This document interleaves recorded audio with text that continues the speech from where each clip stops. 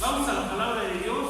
Una vez que hemos leído este versículo, hermanos, de aquí nos vamos a estar agarrando todo tiempo para la palabra que el Señor tiene para nosotros. Vamos a ir al libro de Josué. Vamos a Josué 24, versículo 15. Josué 24, versículo 15. Está en el Antiguo Testamento, hermanos, está. Véanlo ahí.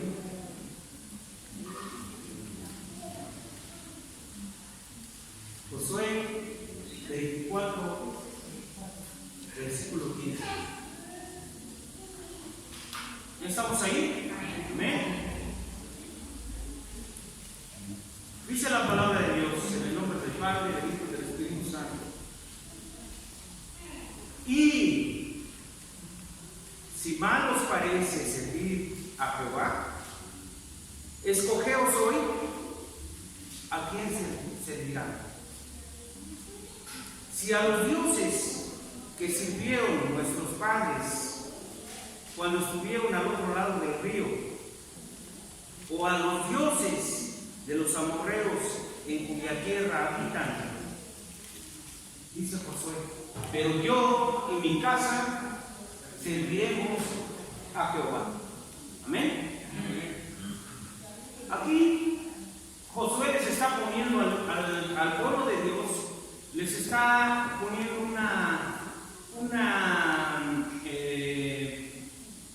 una decisión que tienen que tomar. Les está estableciendo, ¿sí? Les está haciendo una pregunta donde tienen que tomar una decisión. Y hoy esa pregunta, hermanos, quiero que la tengamos todos también para nuestra vida. Tómenla. Dice Josué, yo y mi casa serviremos a Jehová. O sea, ella tomó su decisión.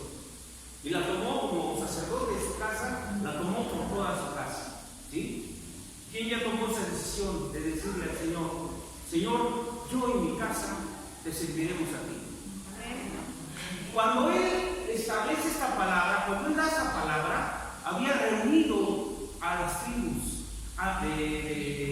que formaban Israel, a las tribus, a todas las tribus, ¿sí? A las 12. Las reunió a los principales y les dijo, aquí hay una situación que se está presentando y se está generando donde pudiésemos tener nuevamente problemas como los hemos tenido anteriormente. Hoy tenemos que tomar decisiones. Decía hace rato mi esposa, decía, es tiempo de tomar decisiones.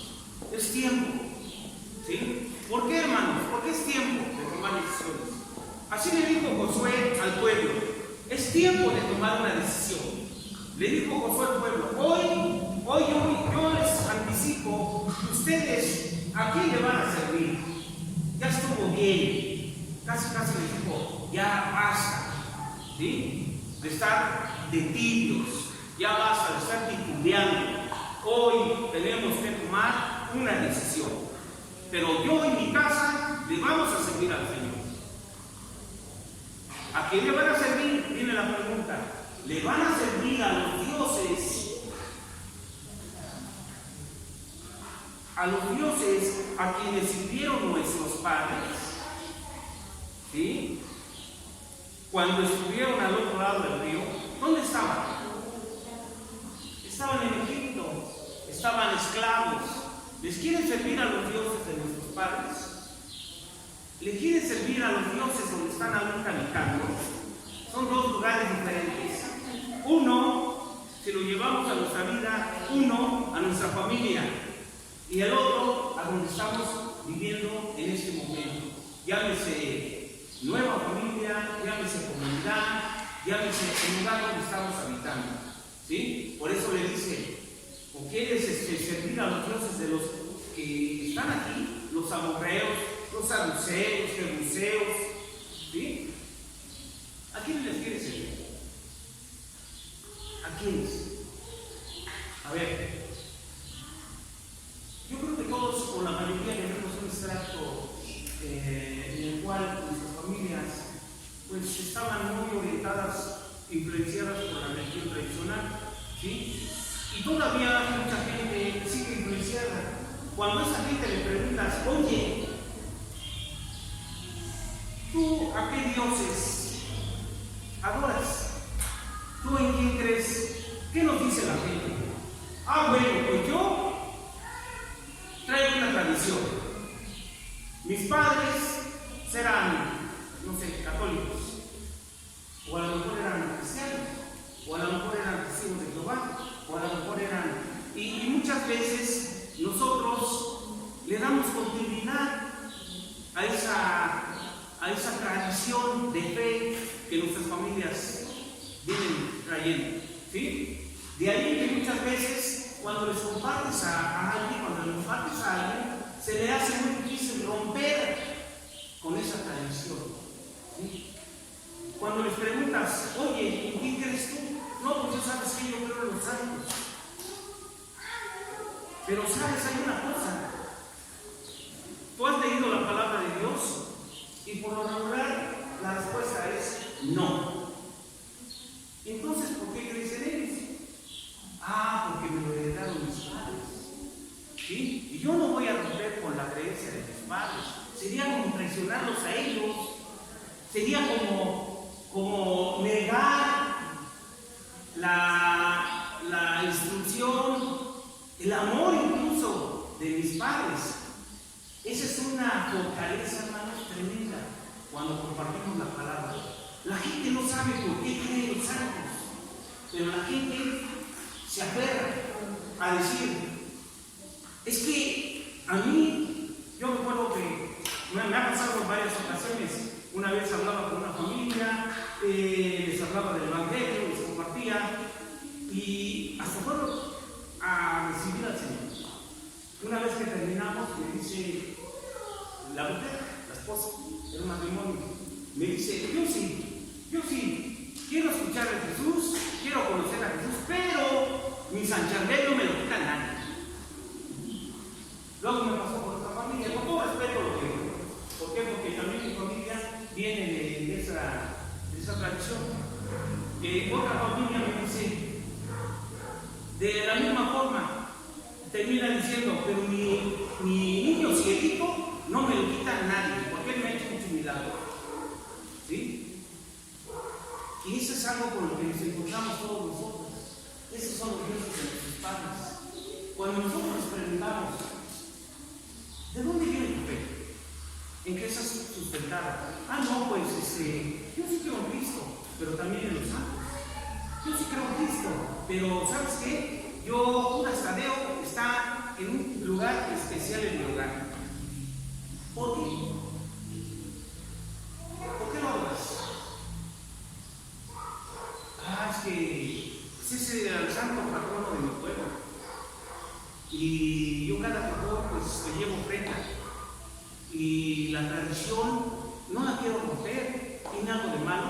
¿Ustedes qué creen? ¿Qué dice el Señor en su palabra? En el primer mandamiento. No tendrás, amarás al Señor tu Dios. No. Dice, no tendrás dioses ajenos delante de ti. Ni te inclinarás a ellos ni los adorarás.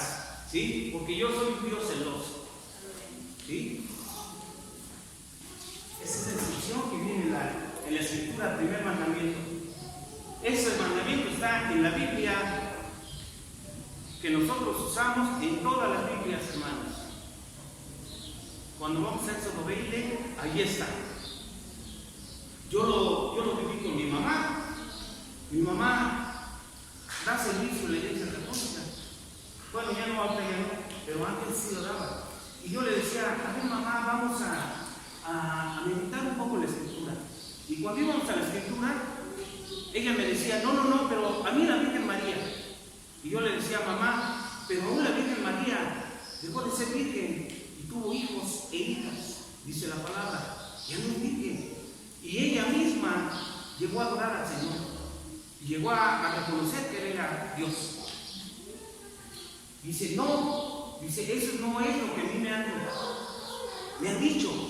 Dice, mi mamá, le dije, mamá, pregúntale al sacerdote, pregúntale, ¿sí? Lo que estamos ahorita comentando. Pasaron 15 días y la voy a ver a mi mamá cada 15 días. y me dice, le pregunté al sacerdote sobre lo que tú me decías. Y él me dijo, ¿qué te dijo mamá? Me dijo, mire, para eso estoy yo. Yo leo la Biblia y yo se las comento. Para eso estoy yo. ¿Necesitas saber algo? Es que mi hijo me dice que tengo que leer la Biblia para que yo conozca. No es necesario. Con basta que yo por eso estoy yo aquí.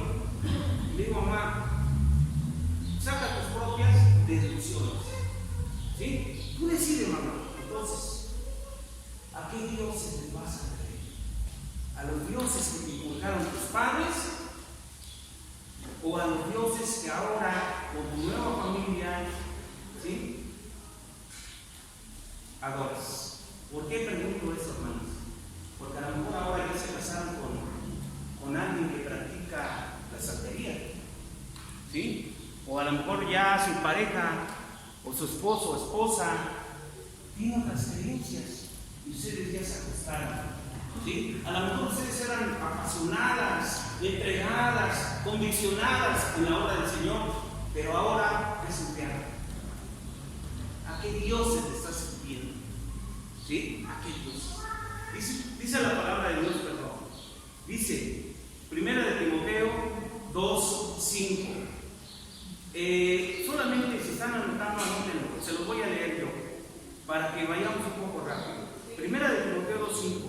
Porque hay un solo Dios y un solo mediador entre Dios y los hombres, Jesucristo hombre. Lo dice la palabra de Dios. Juan 14:6. Yo soy el camino, la verdad y la vida. Nadie viene al Padre sino por mí. ¿Qué nos está diciendo el Señor? ¿Quién es el mediador? ¿Quién es el camino?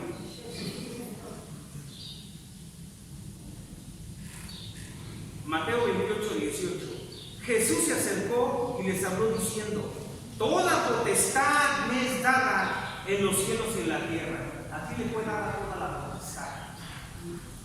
¿A quién? A Jesús. A él le fue dada toda la potestad. Efesios 2:4, 5 y 6 dice, Efesios, vamos a leer Efesios 2, 4, 5 y 6. Me gustaría que lo leyéramos. Efesios 2, 4, 5 y 6. ¿Ya están ahí? Le doy gracias a Dios, hermanos. A veces no veo nada y ahorita estoy viendo todo. Amén. Dice la palabra de Dios. Efesios 2, 4, 5 y 6. Dice: pero Dios, que es rico en misericordia, por su gran amor con que nos amó, aún estando con nosotros muertos en pecados, nos dio vida juntamente con Cristo. Por gracia sois salvos. Y juntamente con Él nos resucitó y asimismo nos hizo sentar en lugares celestiales con Cristo Jesús. Amén. Filipenses 2, 9, de 9 al 11. Antes, Efesios 2, 10. No lo busquen. Dice: porque somos hechura suya. ¿Somos qué? Hechura suya. Creados en Cristo Jesús para buenas obras, las cuales Dios preparó de antemano para que anduviésemos en ellas. ¿Sí? Fuimos creados en Cristo Jesús para buenas obras, para aquellas obras que fueron creadas de antemano para que anduviésemos en ellas. Filipenses 2, 9, 11. Por lo cual Dios también le exaltó hasta lo sumo. Exaltarlo hasta lo sumo, hermanos, es lo máximo que puede ser exaltado un hombre. Toda la gloria para Él. Porque ustedes saben que cuando el Señor resucita, se glorifica, ¿sí? Y Él fue exaltado hasta lo sumo, dice la palabra. Por lo cual Dios también lo exaltó hasta lo más alto, hasta lo sumo. Y le dio un nombre que es sobre todo nombre, para que en el nombre de Jesús se doble toda rodilla de los que están en los cielos, los ángeles, En la tierra, los hombres, y debajo de la tierra, los muertos. Y toda lengua confiese que Jesucristo es el Señor, para gloria de Dios Padre. Amén. A ver, hermanos, ¿de dónde tomé esas citas? De la palabra de Dios, de la boca de Dios, de la instrucción de Dios, ¿sí? Nos está dando el Señor la respuesta a cualquier duda que tuviéramos. ¿Quién es el único mediador? Jesucristo. ¿Quién fue salvado hasta lo sumo? Jesucristo. ¿En quién fuimos creados? En Jesucristo. ¿Creados? En nuestra nueva vida espiritual. En Jesucristo. Todo apunta, hermanos, a que no hay otro mediador. ¿Qué le diríamos entonces a nuestros padres? Papá, mamá, ¿sí? El único que dio la vida por mí fue Jesucristo. Y Dios le dio, ¿sí?, a Él ese lugar a la diestra de Él para interceder por nosotros. Solo Él. Pero hablemos de los santos. Los santos, personajes como tú y como yo, hombres, ¿sí?, que tuvieron una vida impecable, tal vez, una vez que ya empezaron a predicar la palabra, iban y llamaban multitudes, se convertían en todo. Gente ejemplar. ¿Quiénes eran los santos? ¿Quién era Judas? ¿Quién era Judas Tadeo? ¿Quién era Pablo? ¿Quién era Mateo? ¿Quién era Bartolomé? ¿Quién eran todos ellos? ¿Quién era Juan? ¿Quién era Pedro? Hombres como tú y como yo, pero que tuvieron un lugar muy importante como personas, fueron escogidos, fueron santificados y recibieron potestad para hacer muchas cosas por el Señor. Amén. Pero en ningún momento la Biblia dice que los tienes que adorar a ellos. Ellos mismos, Pablo mismo, les dijo: no, a mí no me adoren. Cuando camino a Roma querían rendirle a él adoración, dijo: no, el único que merece la gloria y la honra es Jesucristo. ¿A qué Dios vas a servir? ¿Te vas a aferrar? ¿Te vas a aferrar a los dioses de tus padres? ¿Sí? Dios nunca dijo que ellos, aún con toda lo que hayan hecho, con toda la buena obra que hayan hecho, a ninguno de ellos se les debe de adorar. A los ángeles, tampoco. A cualquier hombre importante, prominente, tampoco. Solamente solo mediador. Un hombre dado bajo el cielo, único nombre dado bajo el cielo, ¿sí?, para que toda rodilla se doble en su nombre. Y en el único en que tenemos salvación. Amén. ¿En quién vas a creer?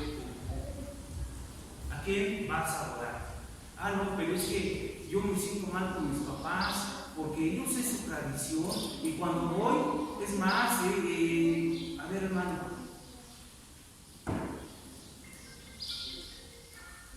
¿qué es lo que está pasando en nuestras vidas? La palabra de Dios es clara: o sé frío o sé caliente, pero no seas tibio. Y qué tristeza, hermanos, a veces en nuestros hogares, ya siendo cristianos, habiendo hecho confesión de fe, hasta nos bautizamos tal vez, y todavía por ahí está guardadito en una esquinita.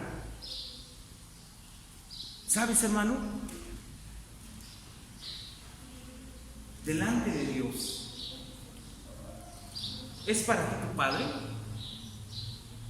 ¿Dios Padre es tu Padre? ¿Tú eres su hijo? ¿Quieres que te vea como hijo, como hija? ¿Sí? Tienes que verlo a él como padre. Cualquier niño que vaya pasando en la calle, llámalo y dile: yo voy a ser tu papá, y se te va a quedar bien. ¿Y tú por qué? ¿Verdad? Pero aquellos que son hijos reconocen al Padre. oyen su voz, dice la palabra, y me siguen. ¿A quién vas a seguir? ¿A quién? ¿Hacia dónde nos lleva este punto? Yo les pedí que leyeran la primera carta a los Corintios. ¿Quién levanta la mano? ¿Quién lo hizo? ¿Los demás por qué no? ¿Los demás por qué no? Les voy a comentar por qué les pedí que lo leyeran. Porque precisamente vamos a ayudar a esta idea tan importante, a este lema. Esto, hermanos, que está aquí escrito de parte de Dios, es la guía para seguir de esperanza. Yo diría que para todo el pueblo de Dios. Donde estamos saliendo de una pandemia, donde estamos saliendo de una situación difícil, donde estamos saliendo de conflictos, donde estamos saliendo de conflictos internos, donde estamos confundidos muchos, donde están peleando las parejas, hermanos. En estos tiempos se están dividiendo las parejas. En estos tiempos hay conflictos en los hogares, porque no han entendido el propósito de Dios. ¿Sí? Y eso nos establece un reto a los hijos de Dios. Vean ustedes lo que dice. Dice, así que. No está empezando la idea como si estuviera punto y aparte, sino está poniendo un aviso. Así que, de tal manera que, por consiguiente, ¿sí? Quiere decir que ya hubo algo que se comentó previo a decir así que, ¿sí? ¿Y cuál es ese así? ¿Por qué es ese así que? Vamos al libro de 1 Corintios 15:51 y vean allí en su Biblia ese así que. Ese así que, hermanos, tiene un contexto. Está hablando de qué contexto previo a dar esa afirmación. Si nosotros leemos cualquier cosa de la Biblia y no la situamos en su contexto, ¿sí? Es decir, ¿quién dijo anteriormente? Nos podemos confundir o podemos agarrar ideas como le hacen los testigos de Jehová. Los testigos de Jehová, cuando te quieren compartir, te sacan las ideas así, mueven el libro y te dicen, aquí está, pero no ves el contexto. Y no es así, hermanos. Nosotros tenemos siempre que ver el contexto de lo que se está hablando. Bien, hermanos, así que, 1 Corintios 15, esta idea es la culminación del capítulo 15. Pero no solamente la culminación del capítulo 15, es que así que es la conclusión de algo previamente explicado. ¿Qué fue lo que explicó previamente Pablo? ¿Qué explicó para llegar a esta afirmación? Háganme cuenta que tenía aquel pueblo y le dijo al pueblo algo que para terminar les dice, así que está, hermanos míos amados, ¿sí? Empieza a dar la conclusión. Bueno, este versículo, amados hermanos, es la culminación del capítulo 15, pero también la culminación, la terminación de toda la primera carta a los Corintios. ¿Por qué quería que leyeran? Porque quería que ustedes tuvieran ese antecedente, que ahorita que me escuchan, ustedes tuvieran en mente de qué habló Pablo. ¿Sí? Pablo, en esta primera carta, se refiere a una iglesia, Corinto, cuya lugar geográfico de esta iglesia, Corinto era una iglesia, hermanos, que estaba en una zona portuaria, era un paso. Hágate cuenta, Cuba, vienen de Europa, pasan por Cuba y vienen aquí a América, o viceversa, están de América, van a Europa, pasan por Cuba. ¿Qué se convirtió Cuba? Cuba se convirtió en prostíbulo. Cuba se convirtió en paso comercial. Cuba se convirtió en un lugar de tráfico de mercancías y de personas. Eso era Cuba. Cuba, hermanos, hasta la fecha, ¿sí? Ya no viven lo mismo que tenían en el gobierno de Batista, de Fulgencio, ni tampoco el de Fidel Castro. Ya es una situación diferente la que vive Cuba. Pero Cuba llegó a ser una zona de prostitución, hermano. Bueno, Corintios era lo mismo. Corinto era una ciudad igual, una zona de paso, ¿sí? Es más, la gente se refería a las mujeres de Corinto como, si, hablando sobre otra persona, ay, pareces de Corinto, ¿sí? Como que le daban un adjetivo calificativo diciendo, pareces prostituta como las mujeres de Corinto. Así era. Corintio entonces estaba influenciado por la cultura griega, ¿sí? Corinto estaba influenciado por la cultura griega. ¿Cuál era su diosa principal? Afrodita, la diosa del amor, de la sexualidad. Por consiguiente, hermanos, en los templos de Corintio, en los templos de este lugar, de esta ciudad, ¿sí? Se adoraba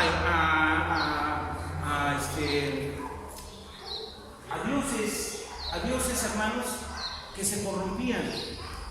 Las mujeres invitaban a los que pasaban por ahí, ¿sí?, a tener relaciones con ellos. Sí, adoraban a sus dioses. O sea, era una zona de un conflicto muy grande.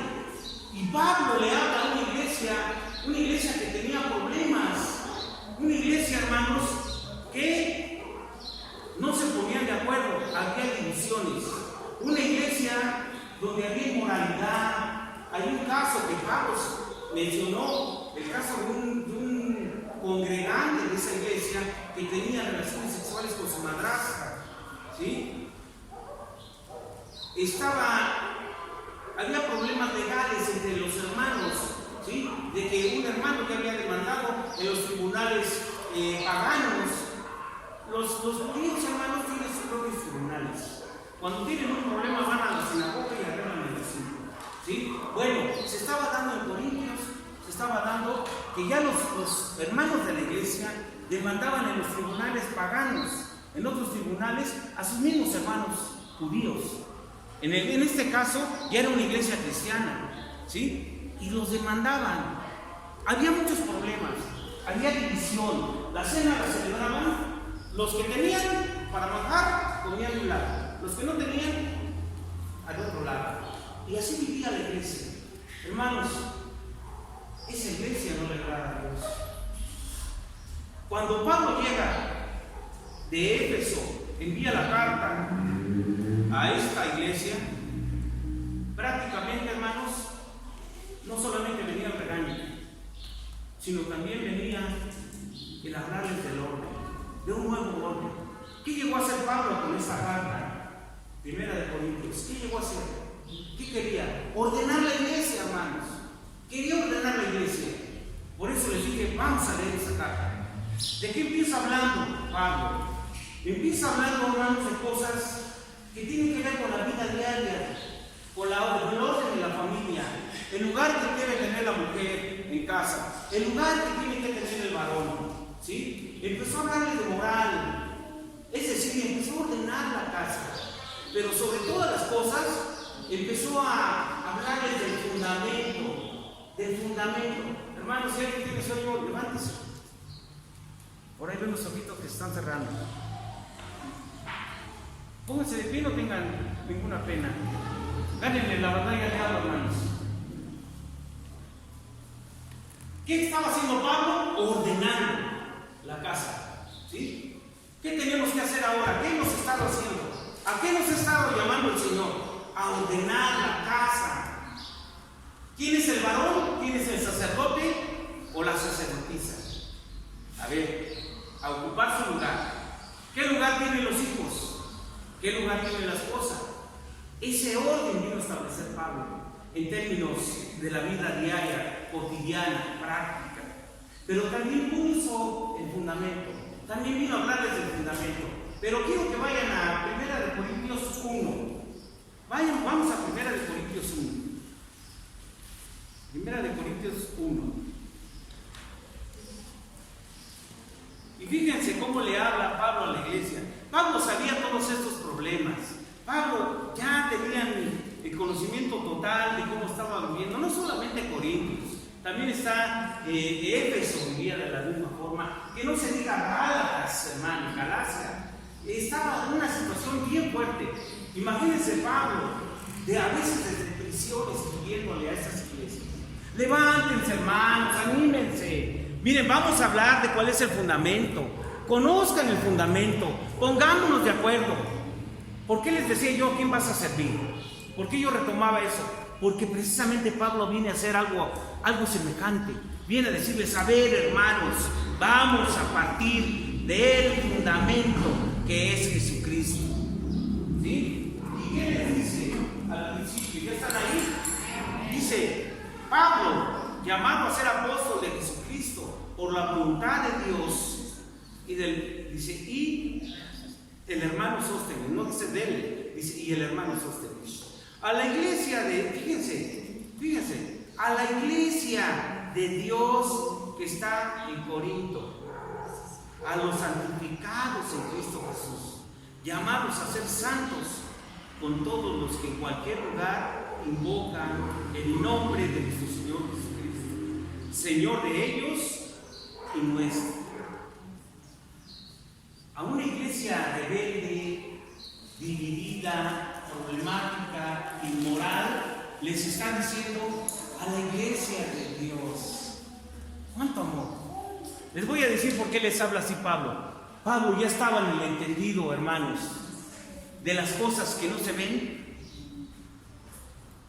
en nuestros ojos como las ve Dios. Es decir, Dios ve las cosas de una forma y nosotros de otra. Cuando nosotros vemos inmoralidad, vemos problemas, división, todo eso, Dios nos está viendo no por nuestra condición, sino por la forma en que Él ya nos ve como iglesia, como ya nos ve como creyentes, como Él ya nos ve como hijos de Dios. A lo mejor tú te sientes sucio, tú te sientes inmoral, tú te sientes, pero Dios te está viendo con otros ojos, no como eres, sino como vas a ser, porque para eso está haciendo una obra en tu vida, para eso está trabajando en tu vida, porque Él va a ver las cosas que no son como si fuesen. Así le está hablando a la iglesia de Corintios. No era eso la iglesia de Corintios. La iglesia de Corintios estaba sumida en la degeneración, en la perversión. Pero Dios la ve como su iglesia. Dice, a los escogidos de Dios. Dice, a los santificados en Cristo Jesús. Es decir, la obra de Cristo Jesús ya había cumplido la misión a la que había sido enviado, que era que dar su vida por ti y por mí, y con su sangre lavar nuestros pecados. Él ya había hecho eso.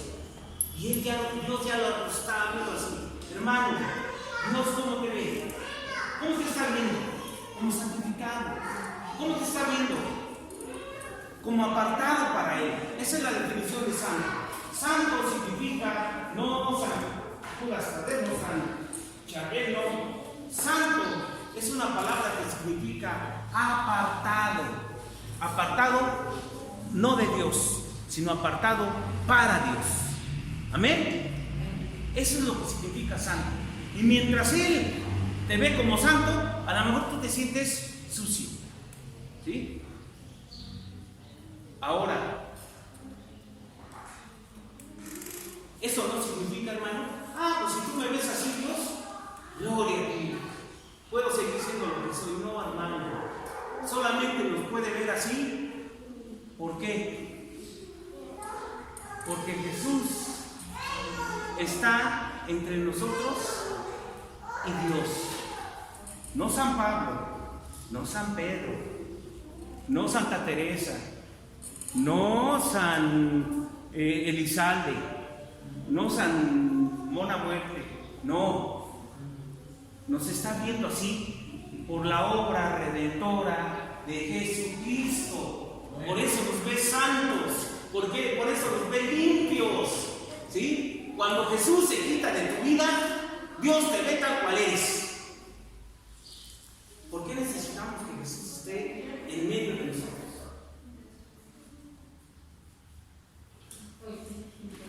Porque si no nos va a ver tal cual somos. Mentirosos, soberbios, ¿sí?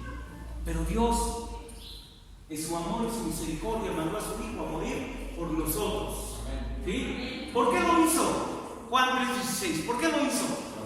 Por amor. Por amor.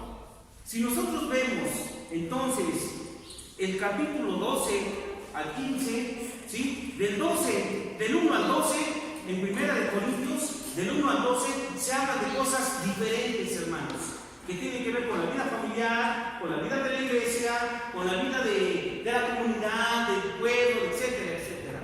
La moral, la justicia. Pero cuando entra al capítulo 12 al 15, ¿sí? Empieza a hablar. ¿Y qué dice del 12? Vamos a Primera de Corintios 12:1. Primera de Corintios 12:1, capítulo 12, versículo 1. ¿Qué dice? No. Primera de Corintios 12:1. Amén. Dice, no quiero, hermanos, que ignoréis acerca de los dones espirituales. En otras traducciones es asuntos espirituales. A ver, ya les dijo Pablo, a ver, miren, ustedes tienen que organizarse en la iglesia de esta forma. Ámense los unos a los otros. Ya les había dicho que tenía que haber orden, disciplina, corrección, todo. Les dijo, a ver, pero no quiero que ignoren los asuntos espirituales. No quiero que ignoren lo más importante para sus vidas. Y ahí empieza Pablo a hablar de todos los asuntos espirituales. Hasta el 15. ¿Qué nos está hablando Pablo al final? Los asuntos espirituales. Y empieza hablando, hermanos, ¿de qué empieza hablando? El asunto sobre los dones y sus manifestaciones. La pertenencia al cuerpo de Cristo. Nos dice, miren, no peleen. Todos formamos parte del cuerpo de Cristo, donde Cristo es la cabeza de ese cuerpo. No peleen, formamos parte del mismo cuerpo. Y a todos nos ha sido dado dones. Dones como hijos de Dios, dones para funcionar dentro de este cuerpo. Si tú eres parte del cuerpo, tienes dones. Y si tienes dones, los tienes que poner a funcionar dentro del cuerpo. ¿Sí? ¿Qué nos estaba diciendo Pablo? Sobre las cosas espirituales. Nos estaba enseñando a partir de aquí a que nuestra mirada ya no estuviera en lo terrenal, en mis problemas. ¿Saben qué quiere toda la gente? Quiere ver de qué manera se solucionan sus problemas. Eso es lo que tienen en su cabeza. Despiertan y se acuerdan de todas las broncas y su día ya se amargó. Y Dios quiere que nosotros, hermanos, tengamos las cosas espirituales en nuestra cabeza. ¿Por qué? Porque cuando disciernes lo espiritual y lo llevas a lo demás, vas a poder entender por qué razón se están dando las cosas. Cuando tú disciernes espiritualmente, vas a entender, como nos dice Pablo en el libro de Efesios, que la lucha no es contra carne ni sangre. Hermano, no es tu esposo contra tu esposa. ¿Sabes? Hay alguien que se está metiendo entre tú y tu esposo. ¿Quién es? El diablo. La lucha no es contra carne y sangre, sino contra huestes, potestades, gobernadores de las tinieblas, ¿no? Entonces, no es tu esposo, es el diablo que se metió entre tu esposo y tú. No es tu esposa, no son tus hijos, es el diablo que se está metiendo en la vida de la familia. ¿Y qué quiere hacer el diablo? ¿A qué vino el diablo? Juan 10:10. A robar, matar y destruir. Eso quiere hacer el diablo. Entonces les dice, espérense, necesito hablarles de las cosas espirituales. Si no, no van a entender, van a seguir pensando y actuando conforme a lo que ven. Y lo que ven no les agrada. Ven pandemia, encierro, problemas, escasez, necesidad, no tengo trabajo, no tengo. Eso es lo que ves.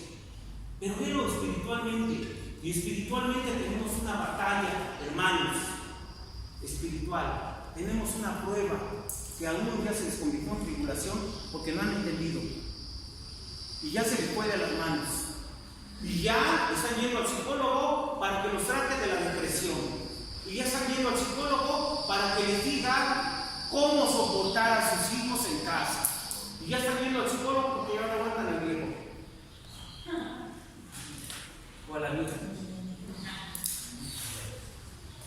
Entonces, amados hermanos, Pablo empieza a hablar de las cosas espirituales, ¿sí?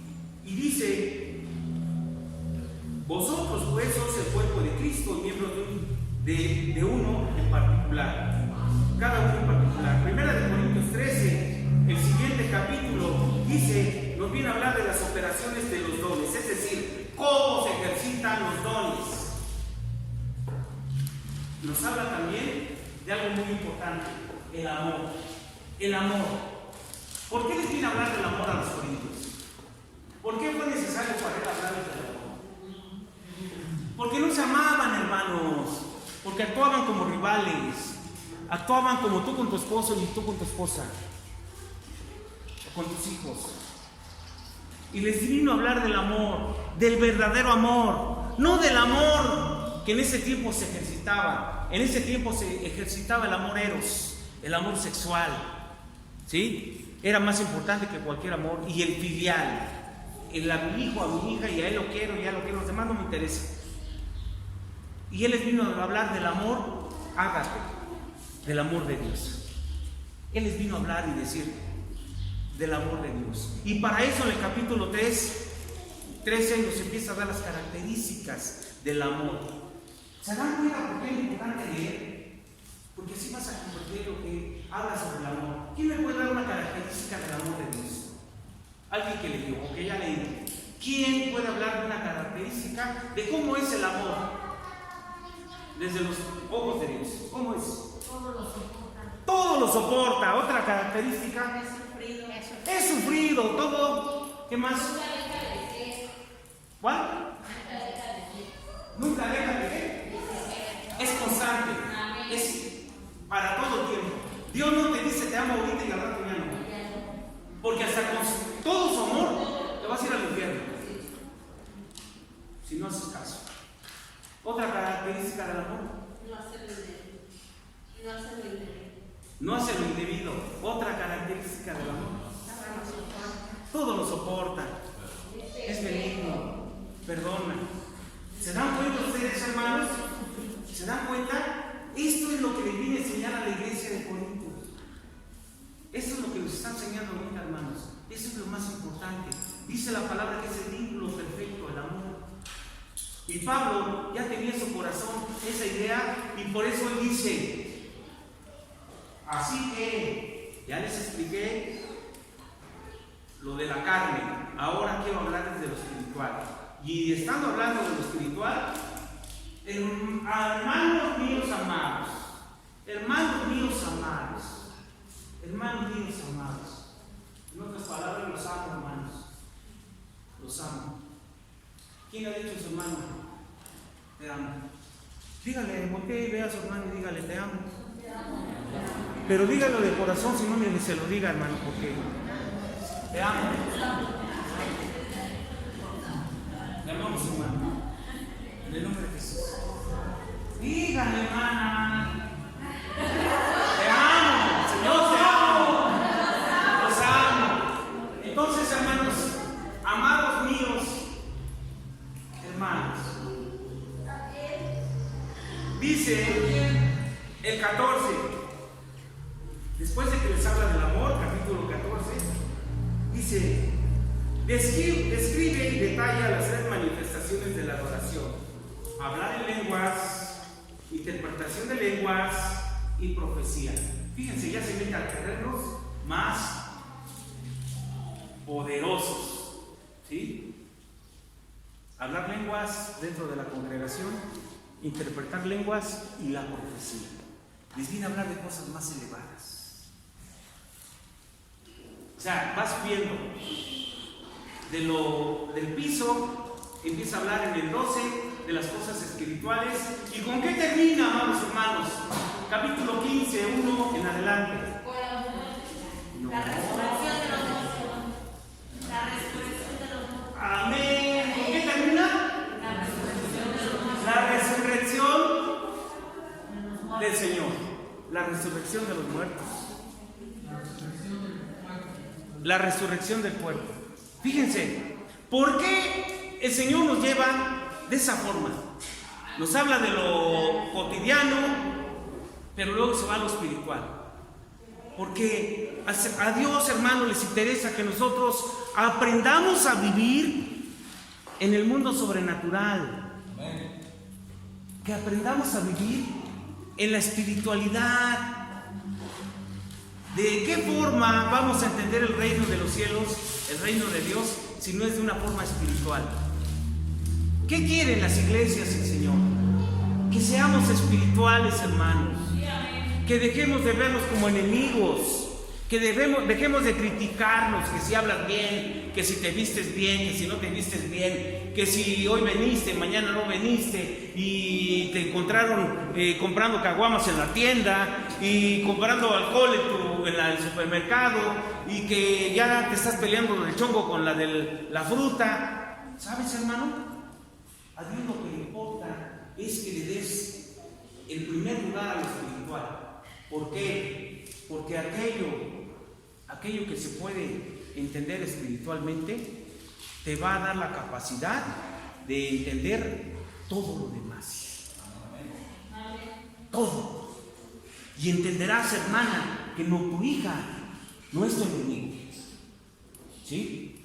Entenderás que tu hija o tu hijo, ¿sí? O tu esposo o tu esposa, tienes una responsabilidad delante de Dios por ellos. Rescátalos para Cristo, gánalos para Cristo. Eso es lo que tenemos que hacer.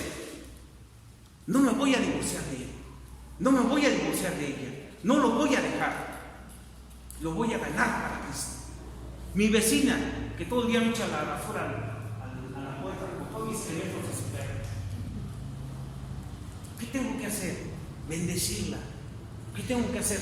Orar por ella para ganarla para Cristo. ¿Sí? Porque la lucha no es contra carne ni sangre, hermano, no es contra tu vecino, no es contra nadie representado en carne, hermano. ¿Por qué? Porque opera todo un ejército, legiones de demonios alrededor nuestro. ¿Por qué tenemos esa situación y la vivimos así? Porque no hemos discernido eso. Entonces Pablo nos lleva a lo espiritual, al terreno espiritual, y termina hablando de la resurrección.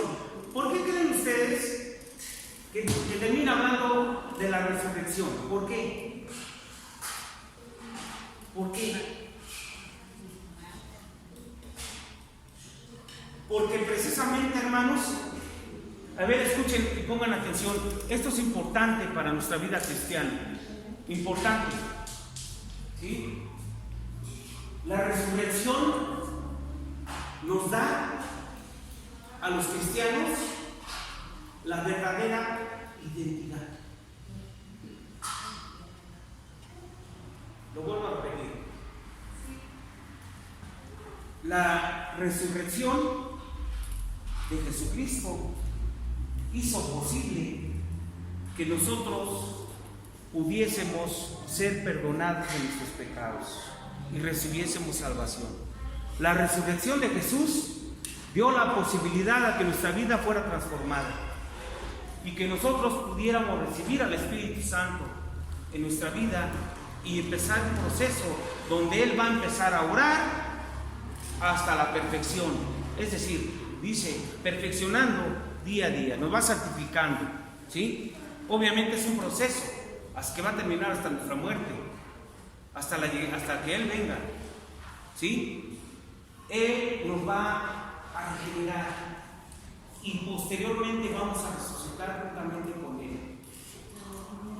Pero Él ve las cosas que no son como si fuesen. Cuando Cristo resucitó, nos hizo resucitar a nosotros también. Y la promesa es Los muertos resucitarán primero y los que estamos vivos seremos arrebatados. Todos pasamos a recibir un regalo, hermanos, con la resurrección de Jesucristo. El regalo fue la vida eterna.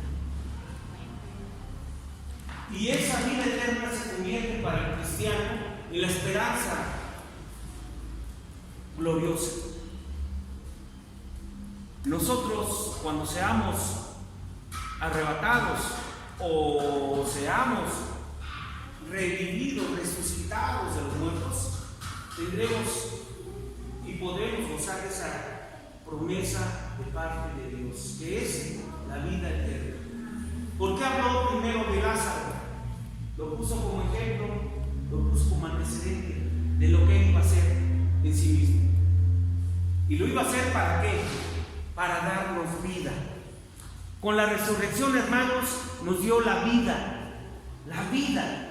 Y dice él en Juan 10:10 que la vida que él nos dio es una vida, ¿sí? Dice, el diablo vino a matar, robar y destruir, y yo he venido a darle vida en abundancia. Hermano, tú llévatelo de tarea y ponte a pensar, ¿qué significa vivir en abundancia? Una vida en abundancia.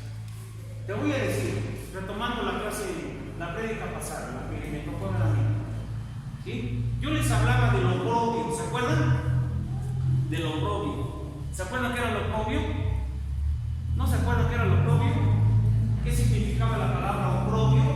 Significaba deshonra, vergüenza pública, ¿sí? ¿Cuántos cristianos vivimos con deshonra y con vergüenza pública? A veces, hermanos, nos agarramos de lo que nos conviene. Y yo sufro, en mi vida sufro, porque es por el vituperio de Cristo. Sufro por seguir a Cristo.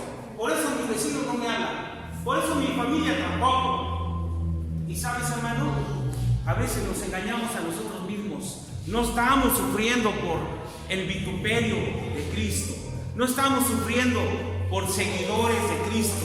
Estamos sufriendo porque para nada reflejamos a Cristo. Y cualquiera que nos ve dice, ¿tú eres cristiano? Pobre cristiano, yo no quiero ser como tú. Mal hablado, hipócrita, mentiroso. Yo no quiero ser como tú. ¿Por qué creen que muchos se alejan de nosotros? Aquel que vive así vive en oprobio. Tú eres cristiano, mejor ni lo digas. Mejor cállate. Es que yo antes iba a las misiones, yo predicaba, yo traía grupos y multitudes y hacía eventos y marchas de gloria y oye, ¿qué haces? ¿Qué haces para Cristo? Mejor cállate.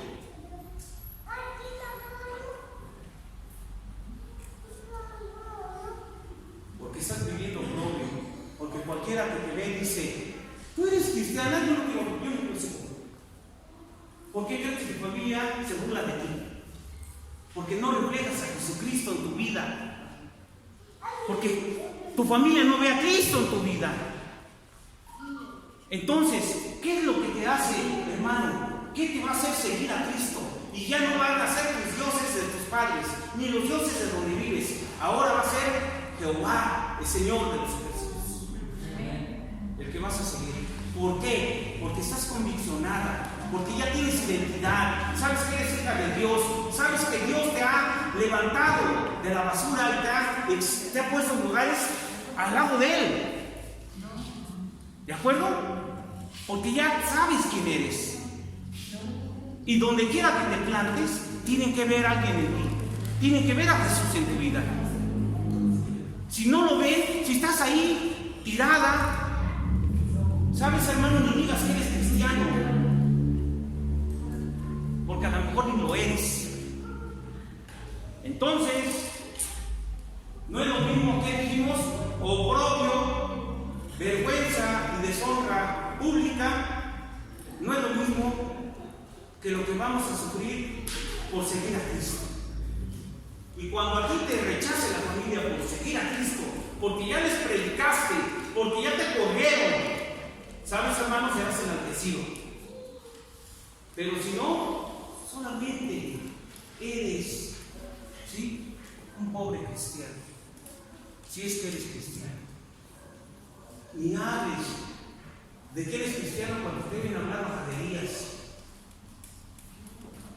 Cuando todo el tiempo te estás enojando y peleando con tu familia. Cuando en tu cabeza solamente están hablando de los demás.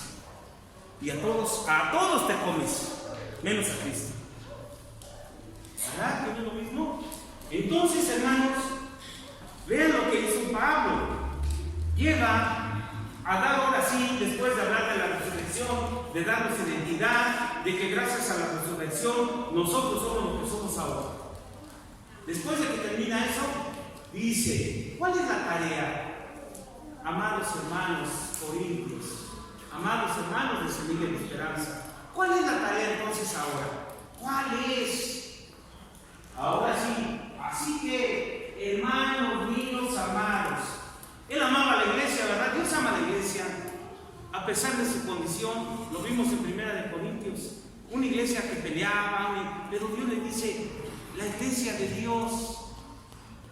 Ahora sí, hermanos míos amados, ¿qué nos pide?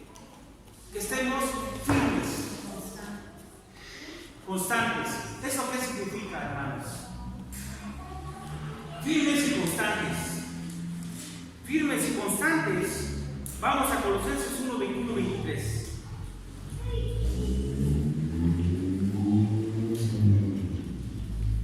Colosenses 1, 21, 23.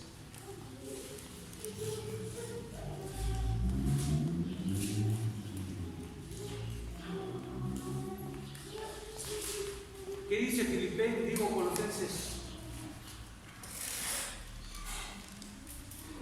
Dice,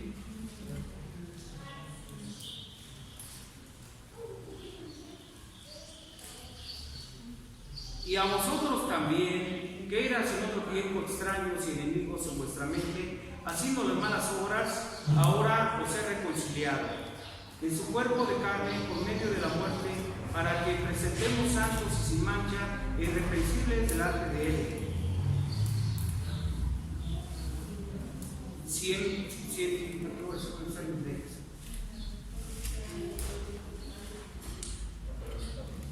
Si en verdad permanecéis fundados y firmes en la fe, y sin moveros de la esperanza del evangelio que habéis oído, el cual se predica en toda la creación, que está debajo del cielo, del cual Pablo, fui hecho ministro. ¿Qué está diciéndonos aquí? Nos está diciendo que seamos constantes e inamovibles en la fe que predicamos, hermanos, en la fe que tenemos, que ejercitamos. Tenemos que tener fe, ¿sí? Que seamos firmes. Él habla de una firmeza, ¿sí? Vamos a Lucas 12, 4 y 5. Lucas 12, versículo 4 al 5. Dice, ¿a quién? Tenemos que estar firmes y constantes aquí. Mas os digo, amigos míos, no temáis a los que matan el cuerpo y después nada más pueden hacer. Pero os enseñaré a quién debéis temer. Temed a aquel que después de haber quitado la vida tiene poder de echar en el infierno. Sí, os digo, a este temed. Tenemos que estar firmes y constantes, ¿sí?, a los ataques de las personas. Que a fin de cuentas van a ser ataques del enemigo, ¿sí? Debemos de tener temor a quién, al que verdaderamente puede destruirnos. Fíjense, parecía contradictorio, no es la acción del diablo, está hablando de Dios. ¿Por qué? Porque Él tiene control sobre nuestras vidas. Él es el dueño ahora de nuestras vidas. Él al vencer, al resucitar, venció ¿a quién? A la muerte, ¿sí? Ahora, ¿quién tiene control de la muerte? Dios, totalmente, ¿sí? Temamos a Él, dice la Escritura. Tenemos que estar firmes a los que matan el cuerpo. no a los que matan el cuerpo, perdón, sino a los que nos pueden, ¿sí?, destruir y enviar al infierno, ¿sí? Entonces, les leo Efesios 6, del 10 al 11. Ya terminamos, hermanos. Efesios 6, del 10 al 11. Ya terminamos. ¿A quién debemos estar firmes y constantes? ¿Sí? No movidos por las acechanzas del diablo. Efesios 6, del 10 al 11. Dice, ¿qué dice, hermanos? Y en el poder de su fuerza, vestidos de toda la armadura de Dios para que podáis estar firmes contra las acechanzas del diablo. ¿De quién también debemos estar firmes? De las acechanzas del hombre y de las acechanzas del diablo. ¿Sí? Dice Primera de Juan 2, 15 y 17. Primera de Juan, está casi terminando, hermanos. Primera de Juan. Ya terminamos. Primera de Juan 2, 15 y 17. No améis al mundo ni las cosas que están en el mundo. Si alguno ama al mundo, el amor del Padre no está en él. Porque todo lo que hay en el mundo, los deseos de la carne, los deseos de los ojos y la vanagloria de la vida, no proviene del Padre, sino proviene del mundo. ¿De quién tenemos que estar firmes y constantes? De las cosas que nos pueden separar de Dios, de las cosas que nos pueden alejar de Él, ¿verdad? Llámale como quieras, hermano. Lo que te pasa aquí es el domingo, la barbacoa, las carnitas, 2 horas más en la televisión, no lo sé, hermano. Llámale como quieras. Pero dice el Señor que estemos firmes y constantes también ante esos ataques. ¿Sí? Tenemos que estar firmes. Las hijas del diablo, aquellos, no nos preocupemos por los que nos quieren matar el cuerpo, por la violencia. Preocúpense por estar bien delante de Dios. Nos está diciendo. Y por último, Primera de Tesalonicenses 3, Primera de Tesalonicenses 3,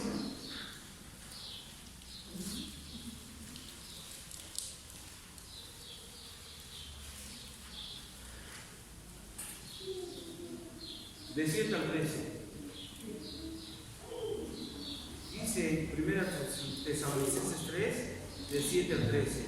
Dice, por ello, hermanos, en medio de toda nuestra necesidad y aflicción, fuimos consolados de vosotros por medio de nuestra fe. Porque ahora vivimos y vosotros estáis firmes en el Señor. Por lo cual, ¿qué acción de gracias podremos dar a Dios por vosotros? Por todo el gozo con el que nos gozamos a causa de vosotros delante de nuestro Dios. Orando de noche y de día con gran insistencia, para que veamos vuestro rostro y completemos lo que falte a vuestra fe. Mas el mismo Dios y Padre nuestro y nuestro Señor Jesucristo dirija nuestros caminos a vosotros. El Señor os haga crecer y abundar en amor unos para con otros y para con todos, como también lo hacemos nosotros para con vosotros, para que sean afirmados vuestros corazones, irreprensibles en santidad delante de Dios nuestro Padre, en la venida de nuestro Señor Jesucristo con todos sus santos. Bien, amados hermanos, no es muy difícil entender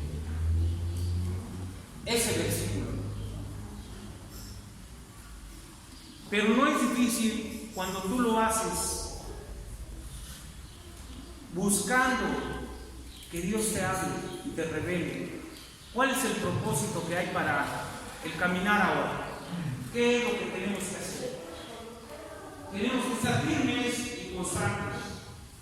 Ahora, creciendo en la obra del Señor no quiere decir, lo decían nuestras hermanas en la prédica que les digo, no nada más en el servicio a la iglesia, hermanos. Creciendo en la obra del Señor. La obra del Señor, hermano, es tu hogar. La obra del Señor es la iglesia. La obra del Señor está en tu trabajo. La obra del Señor está en la calle. La obra del Señor está en todos lados, hermanos. Dios es un Dios omnipresente. Él está en todos lados. Allí está la obra del Señor. Entonces, ¿dónde debemos estar firmes y constantes? En la obra del Señor, en todos lados. No puede ser una blanca paloma aquí y un cuervo afuera, una urraca afuera. No, hermanos, tenemos que ser aquí y allá. Ese es un cristiano genuino. Firmes y constantes en el Señor siempre. Ahora, por último, sabiendo que vuestro trabajo del Señor no es en vano. ¿Cuántos de nosotros sabemos que el Señor es dueño del oro y la plata? ¿Cuántos sabemos que el Señor nos ha dado más de 100,000 promesas? ¿Cuántos sabemos que el Señor no es doctor de nadie? ¿Cuántos sabemos que el Señor se goza en el servicio de sus hijos? ¿Cuántos sabemos, hermanos? Ahora díganme, si Él lo promete, ¿Él lo cumplirá? Amén. ¿Lo creemos, hermanos? Vamos a darle un aplauso al Señor.